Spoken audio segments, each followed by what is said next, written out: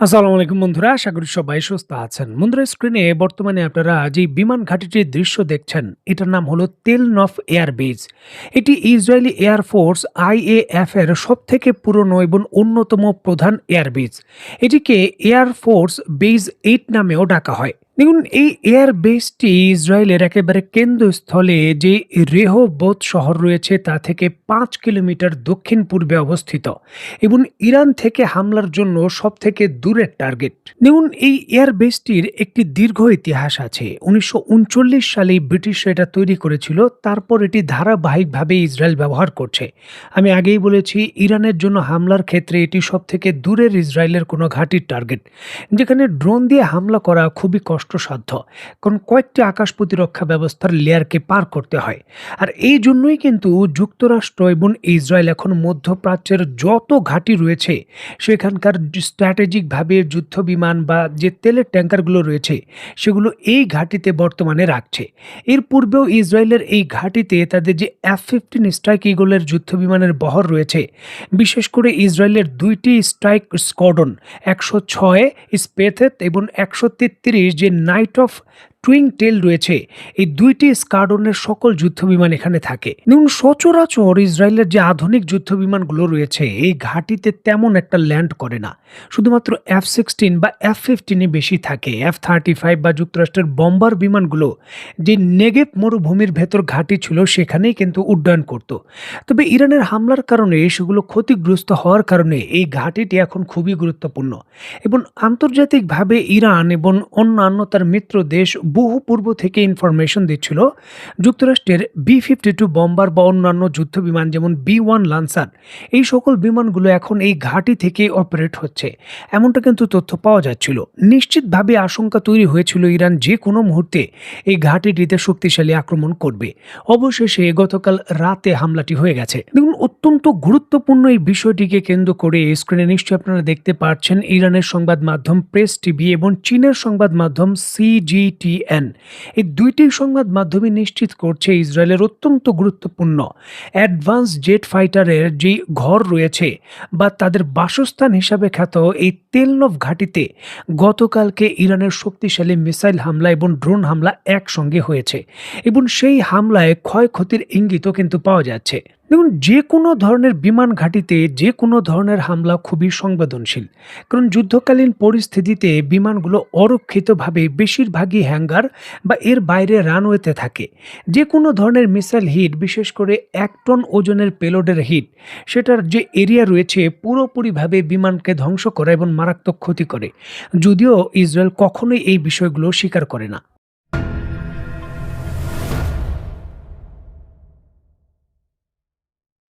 দেখুন, একদিকে যখন ইরান হাজার হাজার কিলোমিটার পথ পাড়ি দিয়ে ইসরায়েলের একেবারে অভ্যন্তরে তেলনভ ঘাঁটিতে হামলা করেছে এবং জর্ডানের আরেকটি ঘাঁটিতে হামলার খবরও পাওয়া গেছে, ঠিক এমতো অবস্থায় উত্তর সীমান্তে তার অন্যতম শক্তিশালী প্রক্সি হিজবুল্লাহ, তারাও কিন্তু দাবি করেছে একদিনে তারা ইসরায়েলের অভ্যন্তরে ৬১টির বেশি অভিযান চালিয়েছে, যেটা একদিনে যে কোনো হামলার রেকর্ড তাদের তথ্য অনুসারে। কারণ এর পূর্বে হিজবুল্লাহ ইসরায়েলের অভ্যন্তরে একদিনে এই ৬১ থেকে সর্বোচ্চ ৬৩ হামলা কখনো তারা করেনি।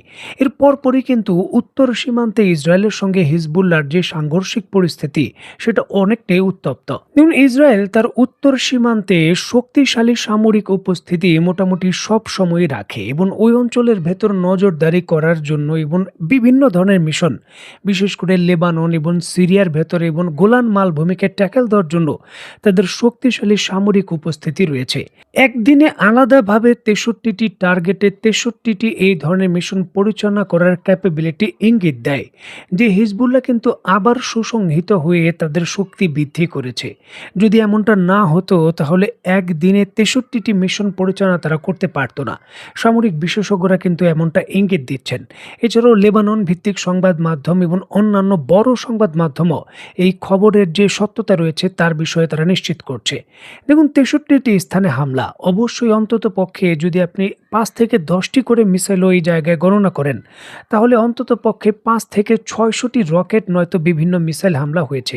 এটি একটি বড় সক্ষমতার হিসাবে বিবেচনা করা হচ্ছে উত্তর সীমান্তে। কারণ এই ধরনের পরিস্থিতি নতুন করে আবির্ভূত হতে পারে, সেটা কিন্তু আইডিএফ রাতারাতি তার যেই সামরিক কৌশল রয়েছে সেখানে হয়তো গণনা করেনি। দেখুন, বেশ কিছুদিন পূর্বে এই খবর অত্যন্ত তোলপাড় তৈরি করেছিল যে হিজবুল্লাহর যে নিয়ন্ত্রণ রয়েছে সেটা ইরান নিয়ে নিয়েছে। এখন উত্তর সীমান্তে নতুন সক্রিয়ভাবে যে পদক্ষেপগুলো হচ্ছে, এগুলো কি হিজবুল্লাহ করছে নাকি ইরানের আইআরজিসি করছে, সেই বিষয় নিয়েও কিন্তু ধোঁয়াশা কাটছে না। কারণ হঠাৎ করে একটি সংগঠন এইভাবে অনেকটা নিষ্ক্রিয় থাকার পর এত বড় সক্রিয় হয়ে গেল, সেই বিষয় নিয়েও কিন্তু নতুন করে জটিলতা বা নতুন করে সমীকরণ তৈরি হয়েছে।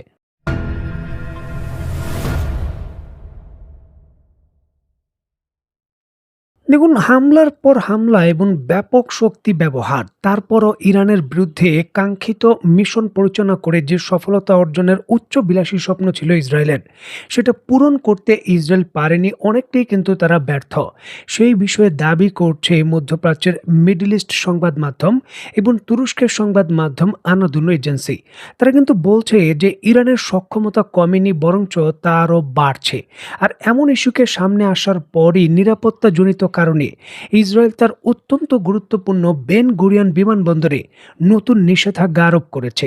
প্রতি ঘন্টায় বর্তমানে একটি যাত্রীবাহী বিমান ছাড়া আর কোনো বিমান উড্ডয়ন করতে পারবে না, এবং সেই বিমানের যাত্রী সংখ্যা হবে মাত্র ৫০ জন, এর বেশি হতে পারবে না।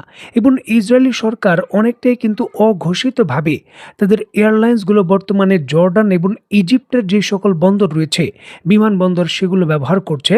কোনোভাবেই ইসরায়েলের আকাশে এই ইরানি মিসাইলের আঘাতে ক্ষতিগ্রস্ত হওয়ার ঝুঁকির কারণে তারা প্রবেশ করছে না বা কোনো ধরনের মিশন পরিচালনা করছে না।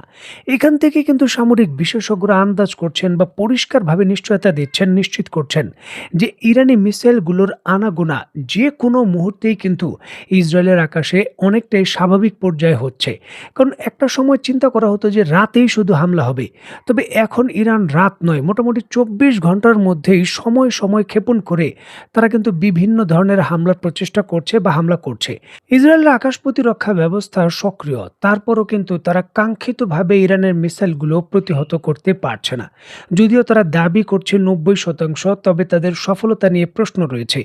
যাই হোক, এমতো অবস্থায় ইসরায়েল ইরানের ড্রোন হামলা প্রতিহত করার জন্য ইউক্রেনের সহযোগিতা নিতে চায়। দেখুন, অত্যন্ত গুরুত্বপূর্ণ এই বিষয়টিকে কেন্দ্র করে স্ক্রিনে নিশ্চয় আপনারা দেখতে পাচ্ছেন জাপানের বিখ্যাত সংবাদ মাধ্যম দ্য ইউরো এশিয়ান টাইমস, তারা কিন্তু নিশ্চিত করছে ইসরায়েলের প্রধানমন্ত্রী নেতানিয়াহু এই ইস্যুটিকে কেন্দ্র করে অলরেডি ইউক্রেনের প্রেসিডেন্ট জেলেনস্কির সঙ্গে কথা বলেছেন। বর্তমানে কিভাবে রাশিয়ান ড্রোনগুলোকে প্রতিহত করছে ইউক্রেন এবং সেগুলো প্রতিহতের জন্য কী ধরনের প্রযুক্তি ব্যবহার করছে ইউক্রেন, তার সহযোগিতা চায় ইসরায়েল। যেহেতু রাশিয়া অনেকটাই কিন্তু ইরানের যে ড্রোন প্রযুক্তি রয়েছে তা দিয়ে তৈরিকৃত ড্রোনগুলো ব্যবহার করেছে, এবং ইউক্রেনের দাবি অনুসারে রাশিয়ার ড্রোনগুলোর বিরুদ্ধে তারা কার্যকর একটি প্রতিরোধ ব্যবস্থা গড়ে তুলতে পেরেছে।